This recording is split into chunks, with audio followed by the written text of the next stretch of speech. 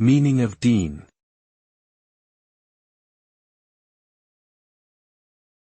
Dean.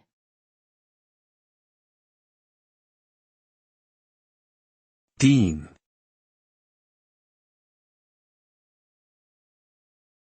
Dean.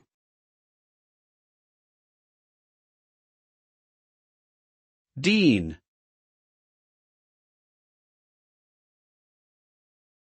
The term dean has several meanings, depending on the context.